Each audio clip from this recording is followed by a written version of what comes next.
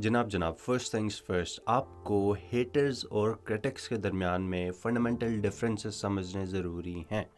जो हेटर होता है ना आपका, जो आपसे नफ़रत करता है, वो नॉर्मली या कि आपका एक वाज़ेह दुश्मन होता है या कि वो आपकी एक दोस्त की शक्ल में आता है। और नॉर्मली जो आपको ज़्यादा नुकसान भी पहुंचाते हैं और नॉर्मली अक्सरियत में आपके दोस्त की शक्लों में आपके हेटर्स पाए जाते हैं। दूसरी तरफ जो आपके क्रिटिक्स होते हैं ना, वो दो किस्म के होते हैं। एक होते हैं डिस्ट्रक्टिव क्रिटिसिज्म करने वाले, एक होते हैं कंस्ट्रक्टिव क्रिटिसिज्म करने वाले। क्रिटिसिज्म इट्सेल्फ बुरा नहीं होता। क्रिटिसिज्म होता ये है कि जी आपकी जो तनकीद करता है आप पे, अब वो डिस्ट्रक्टिव भी हो सकती है तनकीद, वो कंस्ट्रक्टिव भी हो सकती है। हमें समझने ये की ज़रूरत है कि कंस्ट्रक्टिव क्रिटिसिज्म आपके लिए अच्छा है, it's not bad for you. लेकिन जो डिस्ट्रक्टिव क्रिटिसिज्म है ना, it is actually bad for you. तो जो कंस्ट्रक्टिव क्रिटिसिज्म होता है ना, उसमें आपके जो असली दोस्त होते हैं ना, जो आपके जेन्युइन दोस्त होते हैं, वो नॉर्मली आपको आपकी चीज़ पे फीडबैक दे रहे होते हैं। जो भी आप एक काम कर रहे हो ना, उस पर अपना वो जेन्युइन फीडबैक दे रहे होते हैं कि जी what they really think about it. उससे आपको फ़ायदा होता है। क्यों? You get a feedback original एक जेन्युइन बंदे से, और उससे आप अपनी चीज़ को इम्प्रूव कर सकते हो। Normally it helps you improve, लेकिन कभी कभी उसका नुकसान भी हो सकता है। इंसान जो होते हैं ना बोंगे, वो ज़्यादातर गिव अप कर जाते हैं, जबकि ऐसा नहीं करना चाहिए। और जो कंस्ट्रक्टिव क्रिटिसिज्म होता है ना, जो ज़्यादातर वो लोग कर रहे होते हैं जो कि आपको वो अपने रिसोर्सेज भी देने के लिए तैयार होते हैं। एग्जाम्पल, आपका एक दोस्त है, वो आपको देख रहा है कि आपने एक नया बिजनेस यूट्यूब चैनल स्टार्ट किया, उसकी हो सकता है छोटी सी एक ऑडियंस हो, he will be happy to give you a shout out. जबकि जो एक डिस्ट्रक्टिव क्रिटिसिज्म वाला बंदा है ना, वो सिर्फ आपका मजाक उड़ाएगा। जो डिस्ट्रक्टिव क्रिटिसिज्म करते हैं ना ज़्यादातर लोग, वो क्रिटिक्स तनकीदात करने वाले बन के आते हैं, असल में वो छुपे हुए हेटर्स होते हैं। ज़्यादातर बातें वो ऐसी करते हैं कि जी तुम तो कर ही नहीं सकते, तुम्हारे बस का ही नहीं है, यू आर नॉट इनफ, तुम नहीं हो इस लायक, जो तुम कर रहे हो तुम वो कभी भी नहीं कर सकते। दिल मेक फन ऑफ यू, आपका मजाक उड़ाएंगे जिस भी हद तक पॉसिबल हो सकता है। और ये आपसे ज़्यादातर रिसोर्सेज ले रहे होते हैं, मुफ्ते की चीज़ें लेंगे, मुफ्ते का सब कुछ लेंगे, और कुछ नहीं तो यार आपकी मेंटल एनर्जी ड्रेन करते हैं, और बस इनका और कोई काम नहीं होता। अब हमें समझने की ये ज़रूरत है कि जो ज़्यादातर हेटर्स होते हैं ना, वो ख़ुद अपनी ज़िंदगी में फेलियर्स होते हैं। याद रखो कि जो आपसे कोई ज़्यादा बेहतर कर रहा है ना ज़िंदगी में, वो कभी भी तुम्हें हेट नहीं देगा। मोस्टली वो आपको हेट नहीं देगा। क्यों? क्योंकि ही अंडरस्टैंड्स योर स्ट्रगल। उसको पता है कि यार इससे आपको गुजर के आना पड़ता है, फिर ही आप बेहतर बन सकते हो। आपसे जो आगे है ना एक कदम, वो आपको कभी भी हेट नहीं देगा। ज़्यादातर हेट आपको मिल रहा होता है जो कि आपसे पीछे होते हैं।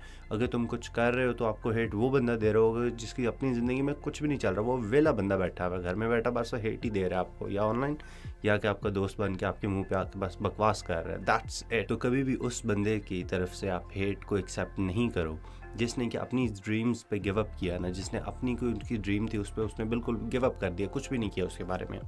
उससे कभी भी हेट लेके तो अपनी ड्रीम्स पे आप कभी भी गिव अप ना करो। क्योंकि यहाँ बात यह है कि you can't make them understand. क्यों? उनका दिमाग ही उतना बड़ा नहीं है। जो तुम्हें पता है, जो तुम्हें अपने बारे में पता है कि तुम वो काम कर सकते हो, उनको उस हद तक नहीं पता। Let them be. उनको नहीं पता, उनका बताओ भी नहीं। आप अपने काम से काम रखो और उनको यश माने दो, उनको अपने काम से काम रखने दो। आजकल लकी भाई को काफ़ी ज़्यादा हेट मिल रहा है, काफ़ी देर से मिल रहा है कि जी ये कैसी फैमिली व्लॉगिंग करते हैं जी, अपनी बेगमात दिखा के तो व्यूज़ ले रहे होते हैं। Family vlogging that's totally wrong, unconstitutional तो नहीं कह रहा लेकिन अनरिलीजियस है, ब्ला ब्ला ब्ला। लेकिन मैंने भी रिसेंटली मुज़म्मिल हसन की वीडियो देखी है। क्या यार, उस बंदे ने एनालिटिकली उसको देखा है, पूरी एक ट्रेंड को देखा है कि हमारी पाकिस्तानी इंडस्ट्री चलती कैसे है, यूट्यूब चलता कैसे है। मुज़म्मिल भाई आई लव यू मैन। लेकिन पॉइंट ये है कि he understands the struggle, he understands कि जी कंज्यूमर ही और है। वो जो डकी भाई को देख रही है ना ज़्यादातर, वो फैमिलीज़ हैं। अगर तुम फैमिली मेम्बर नहीं हो तो मियाँ इसमें क्या है? तुम अगर अकेले बैठ के टिकटॉक देख रहे होते हो, तुम्हारी लाइकिंग कुछ और हो सकती है। जो एक बेगमात देख रही हैं, जो कि पहले ड्रामा देख रही थी, उनकी लाइकिंग और हो सकती है। That's okay. क्योंकि Muzammil understands this, he has given a good critical feedback but not hatred. सही है। जो बोंगे लोग हैं ना ज़्यादातर, वो ज़्यादातर डकी भाई को हेट दे रहे हैं।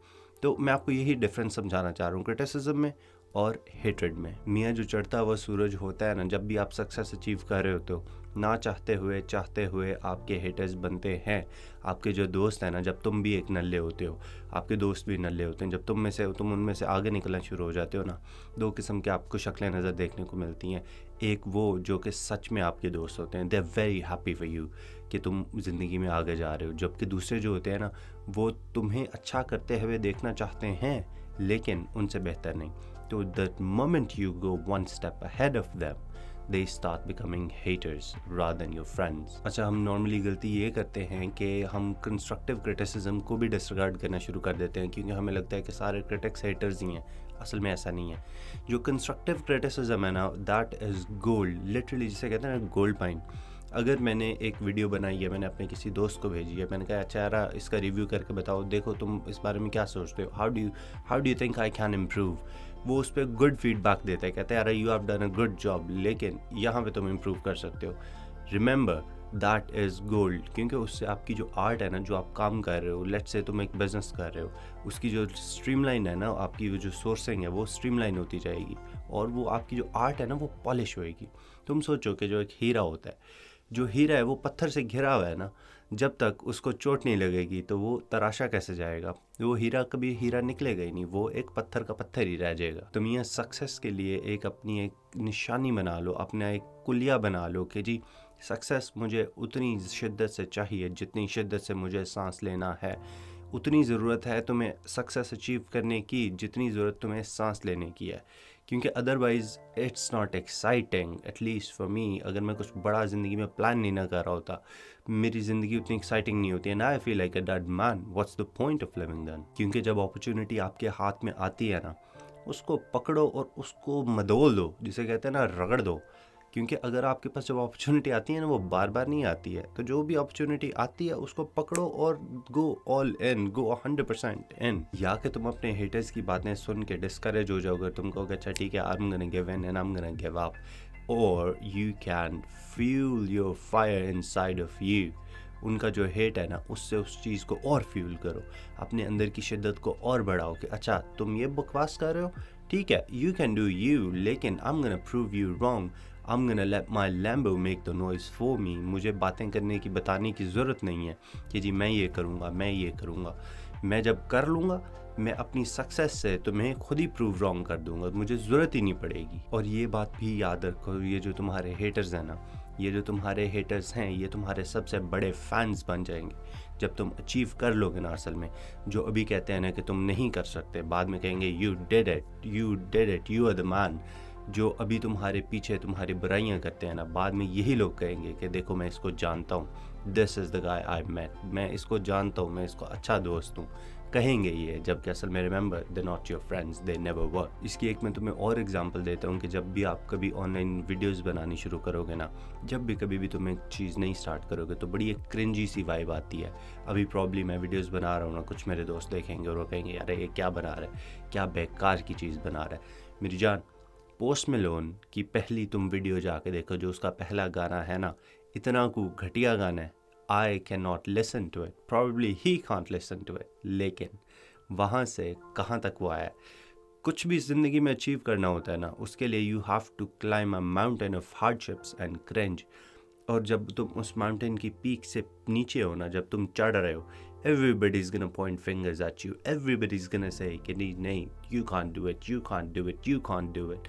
लेकिन जब तुम पीक के करीब आ जाओगे ना, then they will all say कि you did it, you're the man, I know you, please let me recognize me please. और ये जो क्रिंज की माउंटेन है ना, इसको सबको क्लाइम करना पड़ता है. जुनेजो क्या, तुम मुरू क्या, सबको क्लाइम करना पड़ता है. वो क्रिंज की जो माउंटेन है ना, बहुत बड़ी है, उसको क्लाइम करना पड़ता है और अपनी आर्ट को पॉलिश करना पड़ता है. तो जस्ट रिमेंबर कि there is light at the end of the tunnel. तुम जो ट्रेंचेस में हो ना इस वक्त, तुम जो हार्डशिप से गुजर रहे हो, तुम जो मेहनत कर रहे हो, जस्ट रिमेंबर मेहनत का फल मिलेगा.